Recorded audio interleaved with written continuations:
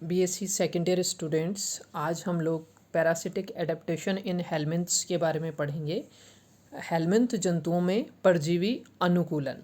ठीक है, तो सबसे पहले ये जो हेलमिंथ्स शब्द है ये एक ग्रीक वर्ड से लिया गया है जिसको हेलमिंथ्स कहते हैं। हेलमिंथ्स जो शब्द है एक ग्रीक शब्द, ग्रीक वर्ड है हेलमिन,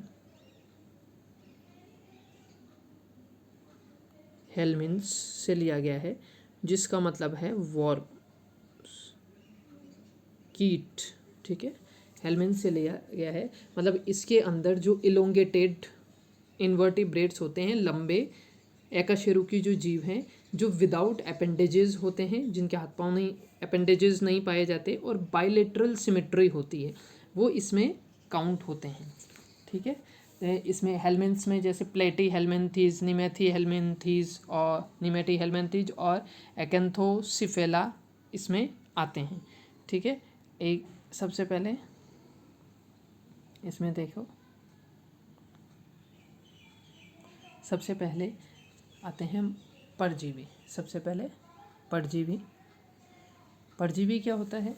जैसे कुछ जीव जो होते हैं वो अपना भोजन स्वयं बना लेते हैं, जल से, कार्बनिक पदार्थ इनसे मिलाकर खुद अपना भोजन बना लेते हैं, वो क्या कहलाते हैं? ऑटोट्रॉप्स या स्वयपोषी। इसके इनके अलावा कुछ जीव ऐसे होते हैं जो अपना भोजन खुद नहीं बना पाते, वो जीव क्या कहलाते हैं? विषमपोषी या हेटेरोट्रॉप्स। तो विषमपोषी जंतु जो होते हैं वो कई तरह के होते हैं, उनमें से एक प्रकार के जो जीव होते हैं वो परजीवी, पैरासाइट कहलाते हैं। ठीक है, परजीवी जो होते हैं, परजीवी एक ऐसा जीव है जो कि किसी दूसरे जीव पर या उसके जीव के शरीर में रहता है और उसी से न्यूट्रिएंट्स, पोषण प्राप्त करता है और अपना जीवन व्यतीत करता है। जैसे एक होता है पैरासिटिज्म, परजीवन, और एक दूसरा होता है प्रीडेटिज्म, परभक्षिता। ये दोनों जो वर्ड्स हैं ये दोनों अलग अलग हैं, क्योंकि परभक्षी जो जंतु होता है, ठीक है, प्रीडेटर्स जो होते, परभक्षी जो होते हैं वो स्वतंत्र जीवी होते हैं, मतलब मुक्त वैसे रहते हैं, और वो क्या करते हैं? अपना जो शिकार होता है उसको मारकर उससे भोजन प्राप्त करते हैं। जबकि जो परजीवी होते हैं, पैरासाइट होते हैं, वो अपने परपोषी या होस्ट जिसको कहते हैं उसको मारते नहीं हैं, क्योंकि यदि परपोषी की मृत्यु होती है तो फिर उनका भी जो जीवन है वो मुश्किल में पड़ जाता है, इसलिए वो अपने परपोषी को मारते नहीं, वो उसके परपोषी के शरीर पे रहते हैं और उससे न्यूट्रिएंट्स प्राप्त करते रहते हैं। और इसमें भी अगर होस्ट की डेथ होती है तो वो किसी और दूसरे का द्वितीयक, सेकेंडरी रीजन्स कुछ होते हैं, पैरासाइट ही उसका एक प्राइमरी रीजन नहीं होता जिसके कारण उसकी डेथ होती है। ठीक है, अब ये जो परजीवी जंतु होते हैं वो कई तरह के होते हैं। ठीक है, तो सबसे पहले आंशिक या अस्थायी परजीवी, पार्शियल पैरासाइट। ठीक है, पार्शियल पैरासाइट, इनमें क्या होता है? जीवन की कोई अवस्था ही परजीवी होते हैं, मतलब ऐसा नहीं है कि ऑल टाइम ये परजीवी पैरासाइट की तरह जीवन व्यतीत करते हैं, केवल जीवन की कुछ अवस्था में ही ये पैरासिटिज्म को अपनाते हैं। जैसे सीपी, जो आप लोगों ने देखी, सीपी का जो ग्लाइकिडियम लार्वा होता है वो मछली में परजीवी की तरह रहता है, और फिर जब उससे उस स्टेज से निकलकर फिर वो मुक्त भी हो रहता है। और दूसरा इसका एक प्रकार है स्थायी परजीवी या परमानेंट पैरासाइट। ठीक है, परमानेंट पैरासाइट, ये जो परजीवी होते हैं ये अपने होस्ट के बिना जीवित नहीं रह सकते, मतलब इनको होस्ट की बॉडी इनके लिए आवश्यक है, अगर होस्ट नहीं रहेगा तो इनका जीवन भी वहीं समाप्त हो जाएगा, मतलब इनके जीवन की कोई भी अवस्था ऐसी नहीं होती कि ये अपने होस्ट से दूर रह सकें। जैसे अस्थायी वाले में वो कुछ समय अपने होस्ट पे रहते हैं और फिर स्वतंत्र जीवन जीते हैं, लेकिन इनमें क्या होता है? ये स्वतंत्र जीवन कभी नहीं जी रहते, ये पूरा टाइम अपने होस्ट के शरीर पर ही रहते हैं। ठीक है, नेक्स्ट इसका एक प्रकार है अविकल्पी परजीवी या ऑब्लिगेट पैरासाइट, जैसे जोंक, यकृत, कृमि, टीनिया आदि होते हैं, ये ऑब्लिगेट पैरासाइट कहलाते हैं। ठीक है। इसके विपरीत कुछ जो होते हैं विकल्पी परजीवी, फैकल्टेटिव पैरासाइट होते हैं, ठीक है।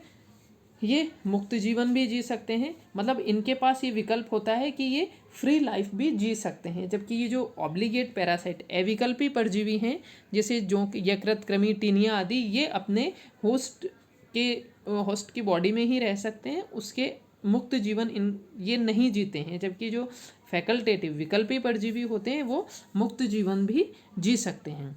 इसके बाद आता है अंतः परजीवी,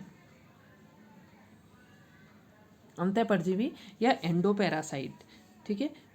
कोई भी पैरासाइट यदि अपने होस्ट के शरीर के अंदर पाया जाता है तो वह अंतः परजीवी या एंडोपैरासाइट कहलाता है।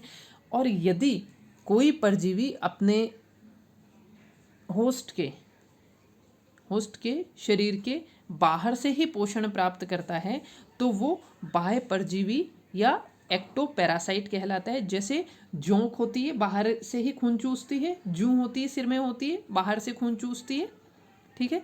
और जैसे गाय में आपने देखा होगा कुछ चीचड़े चिपके हुए होते हैं, खून चूस के मोटे हो जाते हैं, तो वो सब क्या है, एक्टोपैरासाइट कहलाते हैं, ठीक है। और अब आता है नेक्स्ट परजीवी अनुकूलन, पैरासाइट एडेप्टेशन, ठीक है। जैसे जैसे इवोल्यूशन हुआ, उद्विकास हुआ, उसके दौरान क्या हुआ, जंतुओं के जो अलग अलग संघ थे उनमें कुछ जातियों ने क्या इसको परजीविता को अपनाया। और इस पैरासाइट के जीवन को जीने के लिए उन जंतुओं के शरीर में और उनके व्यवहार में जब वो मुक्त जीवन व्यतीत करते थे उसकी तुलना में काफ़ी इनमें परिवर्तन आया, है ना। और इन परिवर्तनों के कारण ये जंतु जो थे वो अधिक अनुकूल हो गए उन परिस्थितियों में रहने के। तो ये जो परिवर्तन उन्होंने अपने शरीर में, अपने व्यवहार में किए, वो परजीवी अनुकूलन इनको कहा जाता है, ठीक है। इनमें जो हेलमिंथ जंतु होते हैं वो बाह्य और अंतः परजीवन दोनों को ही शो करते हैं। ये वनस्पति से लेके मनुष्य तक में ये परजीवी पाए जा सकते हैं। और ये अपने परपोषी और वहाँ की जो आवास की भिन्नता के कारण, ठीक है, अलग अलग जो परजीवी होते हैं उनको अलग अलग समस्याओं का सामना करना पड़ता है और उन समस्याओं के अकॉर्डिंग ही वो अपनी शरीर को और अपने व्यवहार को ढाल लेते हैं, ठीक है। और इन समस्याओं का मुकाबला करने के लिए ये जो अपने शरीर में, अपने व्यवहार में जो इन्होंने परिवर्तन किए वो सब पैरासिटिक एडेप्टेशन कहलाते हैं, परजीवी अनुकूलन, ठीक है। तो इन अनुकूलनों के कारण न सिर्फ इनकी जो स्ट्रक्चर था उनमें नई नई संरचनाओं का निर्माण हुआ, बल्कि कुछ जो अनावश्यक अंग थे वो इनके खत्म होते गए, जिसके कारण ये जो परजीवी थे अपने होस्ट, अपने मतलब परपोषी के शरीर में जीवन बिताने के लिए, रिप्रोडक्शन करने के लिए, अपनी वंश वृद्धि करने के लिए ये अधिक उपयुक्त हो गए, ठीक है। तो ये जो हमारा चैप्टर है इसमें इन्हीं टॉपिक्स को हम अध्ययन करेंगे। जो सबसे पहले ये इसको 3 उसमें डिवाइड किया गया है।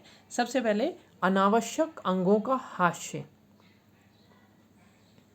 अनावश्यक अंगों का हास्य, डीजनरेशन ऑफ अननेसेसरी ऑर्गन्स, अनावश्यक अंगों का हास्य। तो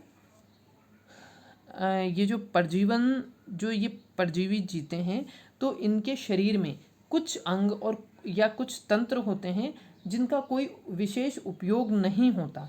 तो इसलिए इन परजीवी के शरीर से ये अंग जो थे या तो पूरी तरह लुप्त हो गए या अवशेष के रूप में या अल्प विकसित रूप में रह गए, ठीक है। वो कौन कौन से अंग हैं उनको हम लोग देखेंगे। सबसे पहले ये गमनांग, लोकोमोटरी ऑर्गन्स, ठीक है। तो ये जो एक्टोपैरासाइट होते हैं उनको अपने परपोषियों को ढूंढकर उनसे न्यूट्रिएंट्स प्राप्त करना होता है और इसके लिए इनमें लोकोमोशन करने के लिए, मतलब चलने के लिए इनमें गमनांग पाए जाते हैं। और जो अंतः परजीवी होते हैं, एंडोपैरासाइट होते हैं, उनके अंदर गमन करने की उनको आवश्यकता ही नहीं होती, क्योंकि वो जिस वातावरण में रहते, क्योंकि वो शरीर के अंदर रहते हैं किसी भी जीव के, तो वहाँ पर उनको पर्याप्त मात्रा में भोजन मिलता रहता है, इसलिए जो अंतःपरजीवी होते हैं उनके अंदर गमनांग अनुपस्थित होते हैं, एब्सेंट होते हैं, ठीक है। लेकिन उनके जीवन की जो मुक्त अवस्थाएं पाई जाती हैं उनमें उनको गमन करने के लिए अवश्य गमन के अंग आवश्यक होते हैं, तब उनमें गमनांग डेवलप हो जाते हैं। तो जो एक्टोपैरासाइट हैं, बाह्य परजीवी हैं, उनमें गमनांग पाए जाते हैं, लेकिन जो एंडोपैरासाइट हैं उनमें गमनांग अल्प विकसित हैं या फिर लुप्त हो जाते हैं। लेकिन उनकी जब मुक्त अवस्थाएं होती हैं तब उनमें उन्हें गमन अंगों की आवश्यकता होती है, ठीक है। नेक्स्ट है पेशी तंत्र या मस्कुलर सिस्टम, ठीक है। जो अंतःपरजीवी होते हैं उनमें क्योंकि गमन का तो अभाव होता है ना, लेकिन फिर भी इसमें पेशियां जो होती हैं, पेशियां पाई जाती हैं, ठीक है, क्योंकि पेशियों की आवश्यकता इनको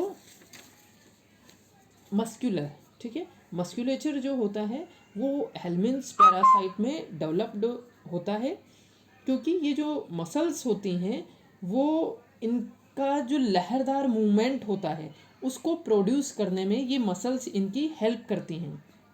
जैसे जो टेपवर्म टीनिया होता है, टीनिया सोलियम, उसके अंदर मस्कुलेचर जो होता है, पेशी तंत्र जो होता है वेल डेवलप्ड होता है, जो कि इसको योग्य बना देता है कि इसकी बॉडी कैसी होती है, लंबी स्नैक लाइक बॉडीज होती है, जो कि किसी भी जो परपोशी है इसका उसकी इंटेस्टाइन की पूरी लंबाई के अंदर डिस्ट्रीब्यूट होती है, फैली हुई होती है।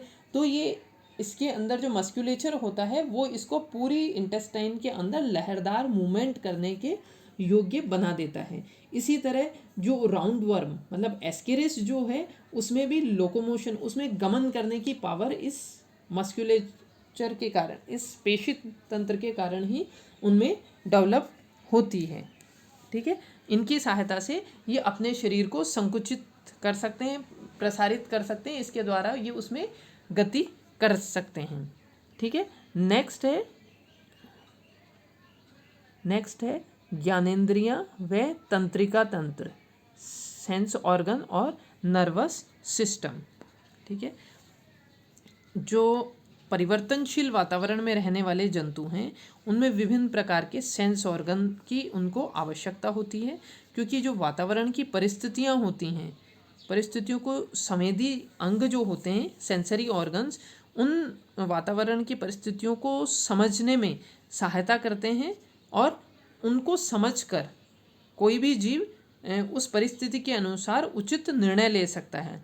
तो जो एक्टोपैरासाइट होते हैं उनमें ये वेल डेवलप्ड होती हैं, लेकिन इसके विपरीत अगर अंतःपरजीवी है जो कि अंदर के स्थिर वातावरण में रहते हैं, जिनमें गमन उनको करना नहीं होता, तो उनके अंदर संवेदी अंग या ज्ञानेंद्रियों की आवश्यकता भी, सेंस ऑर्गन की, नर्वस सिस्टम की आवश्यकता उनको कम होती है। इस कारण से जो अंतःपरजीवी होते हैं उनमें जैसे प्रकाशग्राही अंग, फोटोरिसेप्टर्स, और जो मुक्त जीवियों में मिलने वाले जो संवेदी अंग होते हैं वो इन अंतःपरजीवियों में अनुपस्थित होते हैं।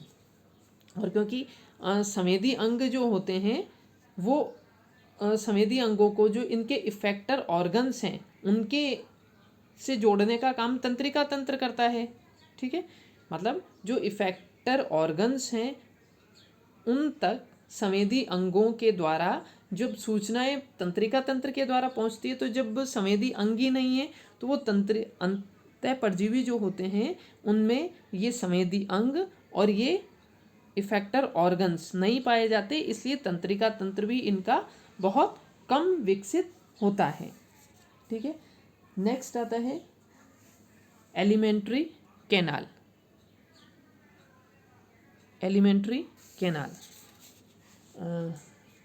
अधिकतर जो जीव होते हैं, अंतःपरजीवी जो होते हैं, वो भोजन की बहुलता वाले क्षेत्र में पाए जाते हैं, ठीक है। और ये डाइजेस्टेड या सेमी डाइजेस्टेड फूड जो होता है परपोषी का, उसको कंज्यूम करते रहते हैं, इसलिए इनमें एलिमेंट्री कैनाल और डाइजेस्टिव ग्लैंड जो होती हैं या तो पूरी तरह एब्सेंट होती हैं, तो पार्शली या होली पूरी तरह से लुप्त होती हैं। जैसे जो एडल्ट ट्रिमेटोड होते हैं उनमें इनकम्प्लीट गट होती है and in most of them सक्टोरियल pharynx, उनमें सक्टोरियल फेरिंग्स प्रेजेंट होती है, जिसकी सहायता से वो जो लिक्विड फूड होता है उसको इंटेस्टाइन के अंदर उसको सक कर लेते हैं, चूस लेते हैं अपनी सक्टोरियल फेरिंग्स के द्वारा।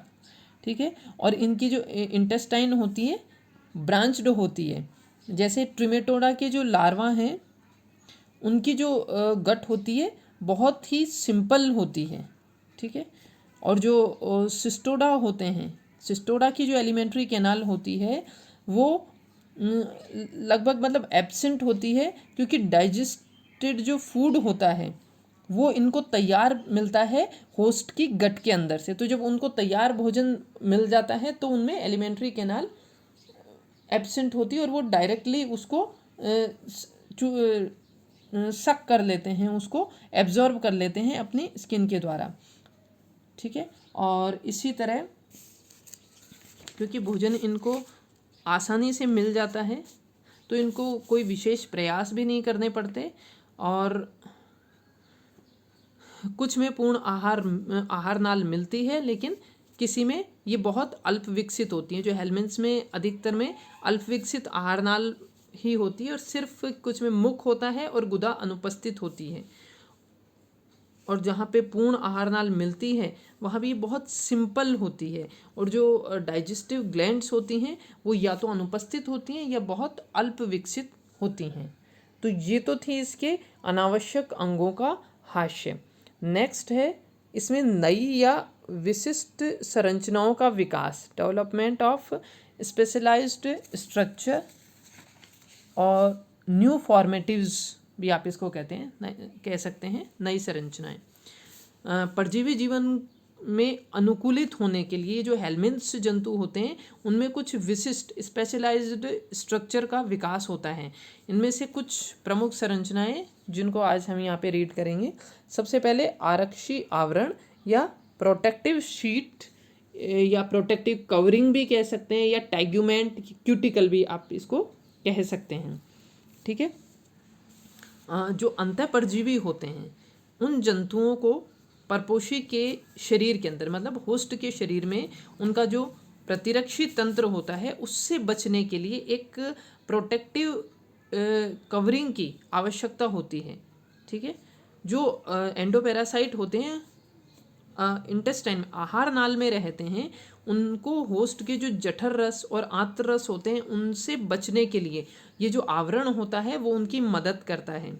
ठीक है, तो ये आवरण क्यूटिकल का बना हुआ हो सकता है ना, क्यूटिकल बोलते हैं, और इट इज़ नाउ कॉल्ड, और इसको टैग्यूमेंट भी बोला जाता है।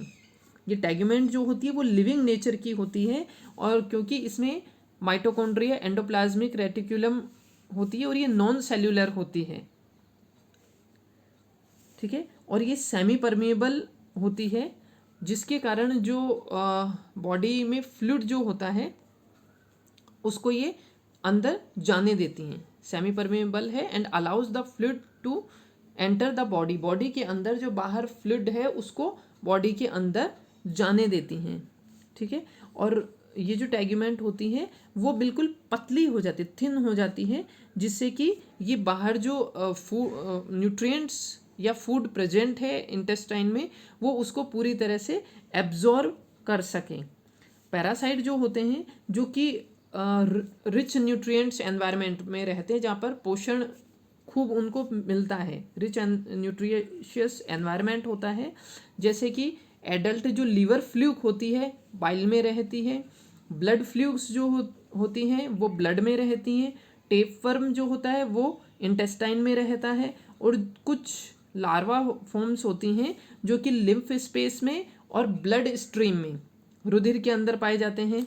ठीक है, और जो गट पैरासाइट होते हैं जैसे कि टेपवर्म, ठीक है, ग्नेथोसोम, निमेटोड्स, ठीक है, ये जो होते हैं attach to the gut wall, ये गट वॉल पे अटैच चिपके हुए रहते हैं, और इनकी जो क्यूटिकल होती है वो थिक मोटी हो जाती है और इम्परमेबल काइटिनस लाइक सब्सटेंस की बनी होती है, जो कि काइटिनस जैसे सब्सटेंस की बनी होती है जो कि एंजाइम से इसकी रक्षा करती है, जिससे कि जो होस्ट के जो डाइजेस्टिव जूस हैं वो इसके कारण इनको हानि नहीं पहुँचे। और साथ ही ये परमेबल होती है, पारगम्य, जिससे वाटर के लिए परमेबल होती है, और जो वहाँ पे जो डाइजेस्टिव जूस हैं उनसे इनको इनकी बचाव करती है ये लेयर। ठीक है, अभी इसके साथ में आप लोग इसका डायग्राम एक बार आप लोग साथ में देखो।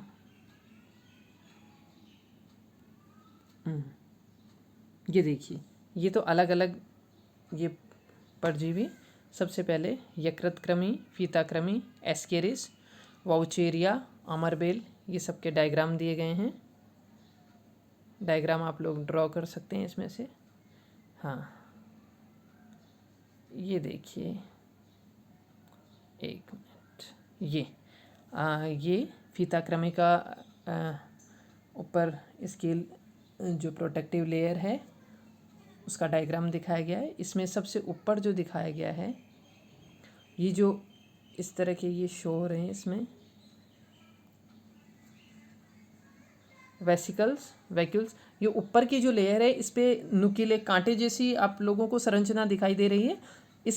इनको बोलते हैं माइक्रोथ्रिक्स। ठीक है, माइक्रोथ्रिक्स कहलाते हैं ये क्या होता है, जब वृद्धि इनमें होती रहती है तो इनमें जो क्यूटिकल होती है, क्यूटिकल के अंदर ये स्ट्रक्चर पाए जाते हैं, और इसके कारण क्योंकि इनमें आहार नाल का अभाव होता है, इसलिए ये शरीर की सतह से ही भोजन का अवशोषण करते हैं। और इस कार्य को अधिक प्रभावी बनाने के लिए ये जो ऊपर संरचना आपको दिखाई दे रही है, ये कहलाते हैं सूक्ष्म रोमक, माइक्रोथ्रिक्स। ये है माइक्रोथ्रिक्स। ये ऊपर जो सबसे ऊपर आपको दिखाई दे रही हैं, ये है माइक्रोथ्रिक्स। माइक्रोथ्रिक्स सूक्ष्म रोमक, इनकी सहायता से क्या होता है, इसकी सतह का क्षेत्रफल बढ़ जाता है, जिससे इनको भोजन का अवशोषण करने में आसानी रहती है। ठीक है, ये है। अब नेक्स्ट आरक्षीय आवरण हो गया। आसंजक अंग मतलब अडहेसिव ऑर्गन, जो एक्टोपैरासाइट और एंडोपैरासाइट दोनों में ही अपना जो होस्ट होता है उसके शरीर पर चिपकने के लिए कुछ विशेष संरचनाएं पाई जाती हैं, जिनको आसंजक अंग या ऑर्गन्स ऑफ अडहेशन कहते हैं। ठीक है, मतलब अडहेसिव ऑर्गन्स इनमें पाए जाते हैं, जिनकी सहायता से ये अपने अटैचमेंट के ऑर्गन्स हैं, जिससे ये अपने होस्ट को पर फर्म ग्रिप, पकड़ मजबूत बना लेते हैं होस्ट की बॉडी पर। ठीक है, और ये जो सारे पैरासाइट होते हैं उनमें अटैचमेंट के लिए एक सूटेबल मैकेनिज्म पाया जाता है, जिसके डायग्राम में आप लोग देखो।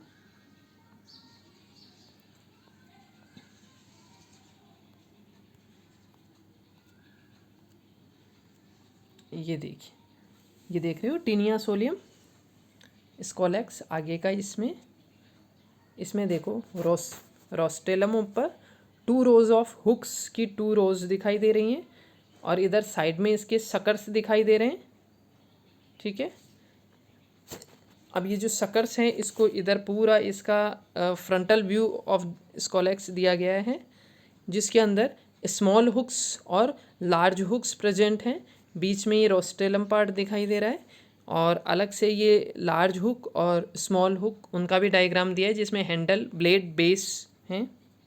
ठीक है, तो ये इसको चिपकने के लिए में सहायता करते हैं।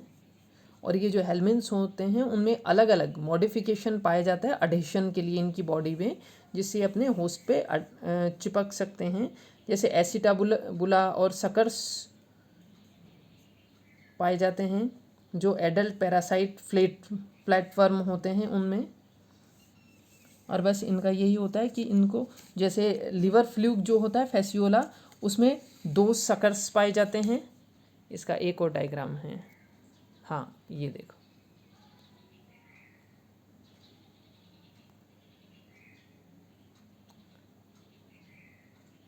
इसका डायग्राम कंप्लीट नहीं है। ये जो देख रहे हो आप फैसियोला, ये पेटी का, एसिटाबुलम इसका सकर ही है वेंट्रल सरफेस पे, और फैसियोला में लिवर फ्लूक में 2 सकर्स पाए जाते हैं, 2 सकर्स, एंटीरियर और एक पोस्टीरियर, ठीक है।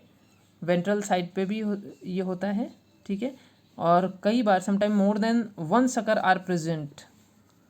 टेपवर्म जो होता है इसमें स्कोलेक्स आपने देखा ही, जिसमें सकिंग कप्स ये पाए जा रहे हैं। इनकी सहायता से ये अपने होस्ट के चिपक जाते हैं। टीनिया सोलियम में आपने फिल्म जो था उसके अंदर हुक्स की पूरी एक रोज़ पाई जाती है, जिनकी सहायता से ये टीनिया का स्कोलेक्स, जिसमें आप ये देख रहे हो सकर्स, ये 1, 2, 3 और एक पीछे की तरफ पाए जाते हैं। तो ये तो टीनियस का स्कोलेक्स है। एक ओनकोस्फियर होता है जिसमें इस तरह हुकलेट्स लगे हुए होते हैं, जिनकी सहायता से ये अपने होस्ट के अटैच हो जाते हैं।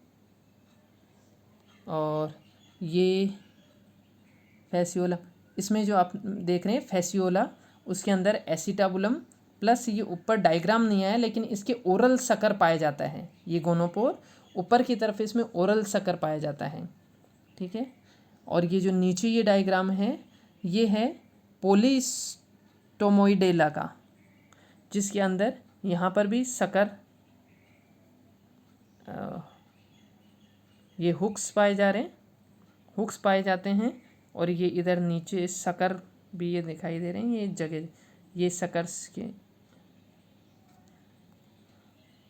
सकर्स हैं और हुक्स हैं, जिनकी सहायता से ये अपने होस्ट के चिपक जाते हैं।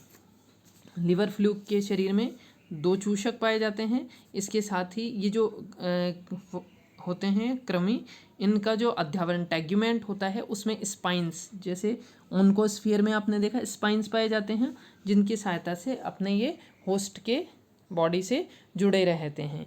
नेक्स्ट, इनमें जनन तंत्र का विकास,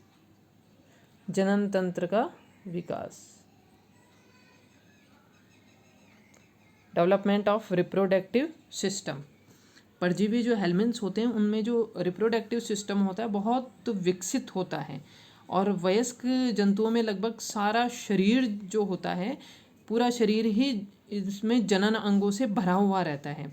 और अनेक पैरासाइट तो उभयलिंगी मतलब हर्मेफ्रोडाइट होते हैं, इसलिए नर और मादा दोनों अंग एक ही जंतु में मिलते हैं, जिसको बोलते हैं उभयलिंगी, हर्मेफ्रोडाइट, ठीक है। इसके अलावा क्या होता है, इनका जो रिप्रोडक्टिव सिस्टम होता है वो काफ़ी एफिशिएंट होता है, बहुत प्रभावी एफिशिएंट रिप्रोडक्टिव सिस्टम होता है। एफिशिएंट रिप्रोडक्टिव सिस्टम इसमें पाया जाता है। साथ ही हर्मेफ्रोडाइटिज्म मतलब उभयलिंगी पाए जाते हैं। साथ ही इसमें मल्टीप्लिकेशन ऑफ रिप्रोडक्टिव ऑर्गन्स होता है, जैसे सिस्टोडा जो होते हैं उनमें रिप्रोडक्टिव ऑर्गन्स जो होते हैं इतने अधिक होते हैं कि इसमें जो प्रोग्लोटिड्स होते हैं उसमें हर एक प्रोग्लोटिड्स का एक जो सेगमेंट, उसके अंदर मेल और फीमेल रिप्रोडक्टिव ऑर्गन्स का एक सेट या 2 सेट पाए जाते हैं। तो इसको बोलते हैं मल्टीप्लिसिटी ऑफ रिप्रोडक्टिव ऑर्गन्स, ठीक है। इसको डायग्राम में आप लोग देखो, जैसे टीनिया में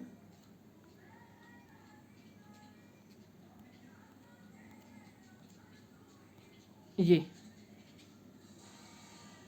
काफ़ी सारे मेल फीमेल ऑर्गन्स, ये ग्रेविड प्रोग्लोटिड्स है टीनिया सोलियम का, ठीक है। इसके अंदर प्रत्येक जो ग्रेविड प्रोग्लोटिड है उसके अंदर इतने सारे यूटेरस पाई जाती हैं, है ना, और ब्रांच जो होती हैं, जो कि मतलब बहुत अधिक मात्रा में इसमें एग्स के लिए जगह होती है, लार्ज नंबर ऑफ एग्स इसमें पाए जाते हैं।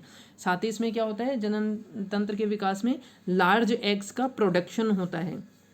जैसे हेलमिन्थ्स में जो फीमेल एस्केरिस होती है जिसमें लिम्ब्रिकोइड्स होती है, वो 2 lakh eggs per day they सकती है, 2 लाख एग्स, 2 लाख अंडे एक दिन में दे सकती है, जबकि ट्रिमेटोड जो होते हैं वो हज़ारों अंडे दे सकते हैं। लेकिन जो इसी तरह जो सिस्टोडा जो जंतु होते हैं वो भी बहुत बड़ी मात्रा में एक दिन में अंडे देते हैं।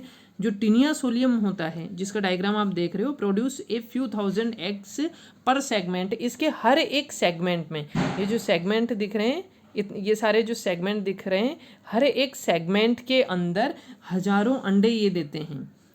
तो इस तरह से इनकी जो हाई प्रोडक्शन होता है एग्स का, जिसके कारण ये अपने रीच टू प्रॉपर डेस्टिनेशन, ये अपने प्रॉपर डेस्टिनेशन पे पहुंच पाते हैं। क्योंकि ये जो पैरासाइट होते हैं उनको बहुत अधिक हैजार्ड्स, बहुत अधिक कठिनाइयों का सामना करना पड़ता है अपने अगले होस्ट तक पहुंचने के लिए, इसलिए ये बहुत बड़ी मात्रा में एग्स का प्रोडक्शन करते हैं। साथ ही में इसमें लार्वल मल्टीप्लिकेशन भी पाया जाता है। ठीक है, उसमें क्या होता है, इसमें जो एसेक्सुअल जो रिप्रोडक्शन होता है उसमें लार्वल स्टेज जो होती है वो बहुत ही पिक्यूलियर होती है।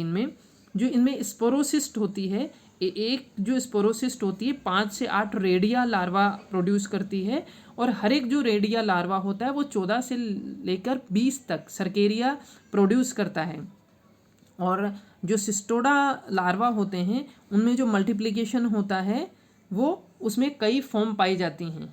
तो इस तरह से अलग अलग, मतलब ये अपनी प्रोडक्शन बढ़ा के इनका ये होता है कि अपने लाइफ साइकिल को ये कंप्लीट कर पाएँ, और कॉम्प्लेक्स लाइफ साइकिल इसमें पाई जाती है। साथ ही इसमें जैसे पेनिट्रेशन ग्लैंड्स जो होती हैं वो पाई जाती हैं। जैसे पेनिट्रेट मतलब अपने होस्ट में छिद्र करके अंदर जाने के लिए ये जो पैरासाइट होते हैं उनमें एक डेवलप्ड स्ट्रक्चर होता है। जैसे मिरासिडिया जो लार्वा होता है उसमें एक कॉनिकल प्रोसेज, एक कॉनिकल उभार निकला हुआ होता है उसके एंटीरियर मतलब अग्रभाग पे, जिसको एपिकल पेपिला बोलते हैं। और यहाँ एपिकल पेपिला के ऊपर इसमें एक जोड़ी पेनिट्रेशन ग्लैंड, छेदन करने वाली ग्रंथियाँ पाई जाती है उसके एंटीरियर एंड्स पे। ये जो ग्लैंड्स होती हैं वो हिस्टोलाइटिक ग्लैंड्स कहलाती हैं। ये एक हिस्टोलाइटिक एंजाइम को सिक्रीट करती है, जिसकी सहायता से ये अपने जो होस्ट होता है उसके टिश्यूज़ को डिज़ोल्व कर देती, घोल देती हैं, और उसको पेनिट्रेट करके, छेद करके उसमें अंदर प्रवेश कर जाते हैं। ठीक है, और जो एडल्ट वॉर्म्स होते हैं किसी में ये पाए जाते हैं, किसी में नहीं पाए जाते हैं। ठीक है, और इसी के अलावा कुछ जो होते हैं पैरासाइट, उसके अंदर सिस्टोजीनियस ग्लैंड्स पाए जाते हैं। एक तो पेनिट्रेशन ग्लैंड पाई जाती है, दूसरी होती है सिस्टोजीनियस ग्लैंड। इसमें क्या होता है, जैसे सर्केरिया जो होते हैं इनमें बड़ी मात्रा में एक ब्राउन कलर के सिस्टोजीनियस ग्लैंड्स पाई जाती है बीनीथ द क्यूटिकल, इनकी क्यूटिकल के नीचे। ये जो ग्लैंड होती है इनको सहायता करती है एक तरह का प्रोटेक्टिव शीट बनाने में, प्रोटेक्टिव शीट को सिक्रीट करती है जो इनके शरीर के चारों तरफ एक सिस्ट बना लेती है। और ये क्या काम आती है, ये सर्केरिया की transforming into Meta cercaria, cercaria larva से मेटा सर्केरिया में ट्रांसफॉर्मेशन में इनकी सहायता करती है। ये जो सिस्ट होती है help metacercaria to overcome unfavorable condition and protect them till they are finally eaten up by their proper host। अच्छा, ये जो मेटासर्केरिया है उसके ऊपर एक सिस्ट बन जाती है जिसको कि सर्केरिया की जो क्यूटिकल होती है वो सिक्रेशन करती है, जिससे ये सिस्ट बनती है। और फिर जब ये अनफेवरेबल कंडीशन होती है तो वो सिस्ट के अंदर बंद रहता है, और जब फेवरेबल कंडीशन आती है और जब प्रॉपर होस्ट इसको मिल जाता है तब तक ये सिस्ट इसकी चारों तरफ कवरिंग रखती है और इसको बचाकर रखती है। ठीक है, अब नेक्स्ट आता है कार्यिकी अनुकूलन या फिजियोलॉजिकल एडेप्टेशन। पैरासिटिक जीवन जीने के लिए ये जो हेलमिन्थ जंतु होते हैं उनमें फिजियोलॉजिकल, आकारिकीय से संबंधित आकारिकीय और फिजियोलॉजिकल दोनों ही परिवर्तन इसमें आते हैं, जिससे कि ये अपना परजीवन अच्छे से अनुकूल बना सकें। ठीक है, ये जो अनुकूलन होते हैं इनको फिजियोलॉजिकल एडेप्टेशन या कार्यकीय अनुकूलन कहते हैं। ये भी अलग अलग टाइप के हैं, जैसे परपोषी से सुरक्षा, परपोषी से सुरक्षा, सेफ्टी फ्रॉम होस्ट। परपोषी जो होता है होस्ट होता है, होस्ट के आमाशय में जठर रस और जठर रस पाया जाता है। जो अम्लीय स्त्राव होते हैं, आंत्र के जो पाचक रस होते हैं, वो इन परजीवियों को आसानी से नष्ट कर सकते हैं। तो परजीवी क्या करता है, ये पैरासाइट जो होता है अपने को सुरक्षित रखने के लिए अपने शरीर में क्रियात्मक अनुकूलन कर लेता है। जैसे एस्केरिस आंत्र के पाचक रस को निष्क्रिय बनाने के लिए अपने शरीर के चारों तरफ एक एंटी एंजाइम स्त्रावित कर लेती है। इसके अलावा ये जो पैरासाइट होते हैं एक म्यूकस के स्त्राव कर लेते हैं, जो कि पाचक रसों डाइजेस्टिव जूस से इनकी रक्षा करता है।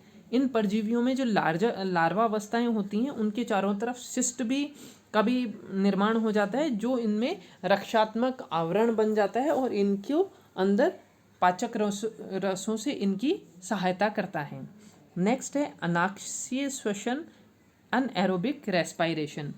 जो पैरासाइट रक्त में या उत्तकों में रहते हैं उनको ऑक्सीजन की कमी नहीं रहती, परंतु कुछ अन्य पैरासाइट होते हैं जो आंत्र में या पित्त वाहिनी में रहते हैं, उनको ऑक्सीजन की कमी का सामना करना पड़ता है। ऐसे जो पैरासाइट होते हैं वो अनएरोबिक रेस्पायरेशन कर सकते हैं। और सभी तरह के जो पैरासाइट होते हैं उनमें ऑक्सीजन विहीन माध्यम में रहने की जो क्षमता होती है वो एक समान नहीं होती। कुछ जो हेलमिन्स होते हैं, हेलमिन्स पैरासाइट, वो बहुत लंबे समय तक बहुत कम अल्प मात्रा में ऑक्सीजन को में जी सकते हैं, लेकिन कुछ जो होते हैं वो बहुत कम समय तक ही ऑक्सीजन की कमी बर्दाश्त कर पाते हैं, अदरवाइज वो फिर ख़त्म हो जाते हैं। नेक्स्ट विधि है लयन या लाइसिस। अनेक जो हेलमिन्स पैरासाइट होते हैं उनमें टिश्यूज़ को लयन करने की, लाइसिस करने की क्षमता होती है। इसके लिए इसमें एक विशेष संरचना पाई जाती है, जैसे पर्णाभ फ्लूक जो होती है कि सर्केरिया और मिरेसिडियम लार्वा में बेधन ग्रंथियाँ, वही पेनिट्रेशन ग्लैंड्स पाई जाती हैं जो भी मैंने आपको बताई थी, पेनिट्रेशन ग्लैंड या हिस्टोलाइटिक ग्लैंड्स, जो कि वही हिस्टोलाइटिक मतलब उत्तकलयी स्त्रावों से परपोषी की त्वचा को छेद करके उस करती है और उसको अंदर बेध के अंदर प्रवेश करने में सहायता करती है। ये इसको डायग्राम में आप लोग एक बार देख लो।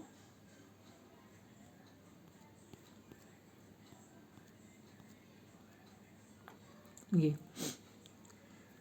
सर्केरिया और मिरासिडियम, ये सर्केरिया लार्वा, सर्केरिया, ये मिरासिडियम लार्वा फैसियोला के, और ये सिस्टोसोमा का मिरासिडियम लार्वा। ये पेनिट्रेशन ग्लैंड ये दिखाई दे रही है, पेनिट्रेशन ग्लैंड इसमें दिखाई दे रही है, जिसकी सहायता से उत्तकलयी संरचना होती है, ये उसके टिश्यूज़ को डिज़ोल्व कर देती है और उसके अंदर प्रवेश कर जाती है। तो वेदन और गमन अंग इसमें साथ में दिखाए गए हैं। ठीक है,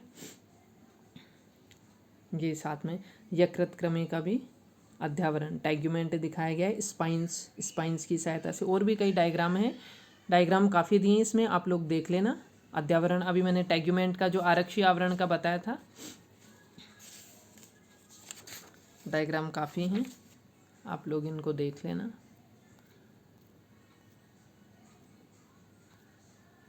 ये अध्यावरण फीता क्रमी का भी है ये डायग्राम। नर्वस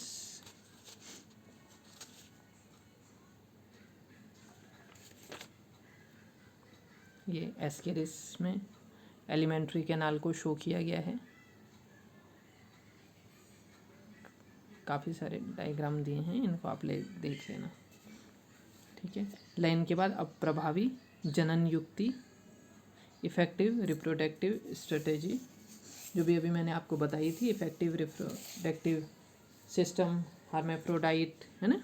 वो यदि परपोषी जो होता है कि परपोषी एक ही अगर होस्ट में उत्पन्न होकर प्रजनन लायक हो जाते हैं तो कुछ समय में परपोषी के शरीर में इतने परजीवी हो जाएंगे कि वो जो होस्ट होगा वो मर जाएगा। जब बहुत अधिक मात्रा में होस्ट हो जाएंगे, सारा होस्ट के अंदर ये परजीवी हो जाएंगे तो होस्ट का जो सारे न्यूट्रिएंट्स हैं ये लोग एब्जॉर्ब करते जाएंगे तो उसकी डेथ निश्चित है। तो ऐसा होने से नुकसान किसको? उस पैरासाइट को ही होगा। तो इस समस्या से बचने के लिए जो पैरासाइट होते हैं उनकी लाइफ साइकिल में जो प्रारंभिक अवस्थाएं होती हैं उनको वो अपने होस्ट के शरीर से बाहर पहुंचाने का प्रयास करते हैं ताकि ये फिर नए होस्ट को संक्रमित कर सकें। और एक परपोषी में पहुँचे वयस्क जो होते हैं, अंडे, पुटिका और अन्य जो प्रारंभिक अवस्थाएं होती हैं वो किसी भी तरह से परपोषी से बाहर पहुंचते हैं जिससे कि वो अपने दूसरे परपोषी के शरीर को प्राप्त कर सकें और अपने लाइफ साइकिल को आगे बढ़ा सकें। तो और परजीवी जो होते हैं वो क्योंकि मुक्त जीवन व्यतीत नहीं कर सकते, यानी मतलब पीढ़ी अपनी को जारी रखने के लिए परजीवी को अपनी जो प्रारंभिक अवस्था है जैसे अंडे और लार्वा को नए होस्ट के शरीर में पहुंचाना होता है। और कुछ जो परजीवी होते हैं उनके जीवन चक्र में तो एक से अधिक मध्यस्थ परपोषी भी पाए जाते हैं, इंटरमीडिएट होस्ट पाए जाते हैं जो इनकी हेल्प करते हैं एक परपोषी से दूसरे परपोषी तक पहुंचने में। और चूंकि ये जो इंटरमीडिएट होस्ट होते हैं उसके कारण जो अंतिम परपोषी होता है उस तक पहुंचने की इनकी संभावनाएं कम भी हो जाती हैं। तो इस समस्या से समाधान के लिए ये परजीवी जो होते हैं वो प्रभावी जनन युक्ति काम में लेते हैं, जिसको मैंने अभी आप लोगों को बताया। एक बार मैं फिर वापस रिपीट कर देती हूँ। अंडे बहुत अधिक संख्या में उत्पन्न करते हैं, हजारों और लाखों की संख्या में अंडे दे देते हैं जैसे, और साथ ही में अंडे और जो लार्वा होते हैं उन पे सुरक्षात्मक आवरण मिलता है जिससे ये लंबे समय तक जीवित रह सकते हैं। इसी के साथ में अनेक जो परजीवी होते हैं में परपोषी के शरीर में ही उनके भ्रूण का परिवर्धन प्रारंभ हो जाता है। इस तरह से ये परपोषी के शरीर से निकलने पर ये वृद्धि करके तुरंत संक्रामक अवस्था में बदल चुके होते हैं, तो तुरंत वो संक्रमित अवस्था में होते हैं तो संक्रमण फैला देते हैं। और इसके अलावा कुछ जो पैरासाइट होते हैं उनके जीवन में ये जो चलायमान लार्वा अवस्था की उत्पत्ति होती है, जैसे मिरासीडियम व सर्केरिया ऐसे लार्वा हैं जो मुक्त जीवी और चलायमान होते हैं जो कि परपोषी को ढूंढने की योग्यता रखते हैं। और जैसे फेसियोला जो है उसका एक स्पोरोसिस्ट जो होता है वही 8 लार्वा उत्पन्न कर सकता है, और जो द्वितीयक रेडिया होता है वो एक जो स्पोरोसिस्ट है 8 रेडिया लार्वा उत्पन्न कर सकता है। और ये जो रेडियो लार्वा है सर्केरिया को जन्म देता है, और फेसियोला का जो एक अंडा है वो 500 से 2000 तक इस तरह सर्केरिया बना सकता है। और भ्रूणीय अवस्था द्वारा, भ्रूण अवस्था में ही है वो, भ्रूणीय अवस्था में प्रजनन की ये जो घटना है वो पॉली एम्ब्रियोनी या बहुभ्रूणता कहलाती है। भ्रूणीय अवस्था द्वारा ही प्रजनन की ये जो घटना, मतलब एक अंडे से ये बढ़कर ये 2000 तक सर्केरिया लार्वा हो गए, ये जो प्रजनन की घटना है ये पॉली एम्ब्रियोनी या बहुभ्रूणता कहलाती है। इसमें जो जनन कोशिकाओं में गुणन व पृथक होने से अनेक लार्वा उत्पन्न हो जाते हैं। ऐसे परजीवियों के जीवन लाइफ साइकिल में लैंगिक और अलैंगिक जनन का एकांतरण पाया जाता है जिसको समेकांतरण मतलब मेटाजेनेसिस कहते हैं। इसी के साथ वही परजीवी जो होते हैं हर्मेफ्रोडाइट उभयलिंगी होते हैं जिससे इनकी प्रजनन की संभावनाएं बढ़ती जाती हैं। तो ये इस तरह से इन अनुकूलनों के अलावा इनके जीवन चक्र की अवस्थाओं में परपोषी में संक्रमण करने और एक परपोषी से सफलतापूर्वक बाहर आने आदि जो अनेक परिस्थितियां होती हैं उनके लिए अनुकूलित होते हैं। और शरीर में उत्पन्न कुछ जो लार्वा होते हैं उनमें विशेष पीरियोडिसिटी पाई जाती है। जैसे वाउचेरिया के लाइफ साइकिल में मनुष्य में उत्पन्न जो लार्वा होता है रात्रि के समय ही उसकी जो परिधीय रुधिर वाहिनियाँ होती हैं उसमें आते हैं। वाउचेरिया के जो लार्वा होते हैं रात के समय मनुष्य की परिधीय रुधिर वाहिनियों में आते हैं और उसी समय उनको रात के समय मच्छर काटते हैं तो ब्लड को सक करते हैं, तो उस ब्लड के साथ में ये लार्वा मच्छर में पहुंच जाते हैं और वो जो लार्वा का वाहक मच्छर तक पहुंच जाती है और ये मच्छर उनका वाहक बन के उसको आगे उसको नेक्स्ट होस्ट तक पहुंचा देता है। तो इसी के साथ आपका ये पैरासिटिज्म इन हेलमिंथ्स कंप्लीट होता है। डायग्राम आप लोगों के इसमें ये दिए ही हैं, आप लोग देख लेना। इसके साथ ये आप लोगों का कंप्लीट हो चुका है डायग्राम। इसमें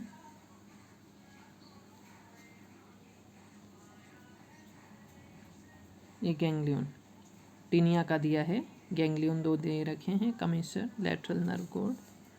सर्कुलेटरी सिस्टम भी जो होता है एब्सेंट होता है, बिकॉज सर्कुलेटरी सिस्टम जो होता है primarily mean for transport of nutrients that is not required in parasite, क्योंकि पैरासाइट के अंदर न्यूट्रिएंट्स के ट्रांसपोर्ट की इतनी आवश्यकता नहीं होती, इसलिए इनमें सर्कुलेटरी सिस्टम एब्सेंट होता है। और नर्वस सिस्टम तो एब्सेंट, वेल डेवलप नहीं होता है इनका। तो इसी के साथ आपका ये चैप्टर कंप्लीट हो गया है।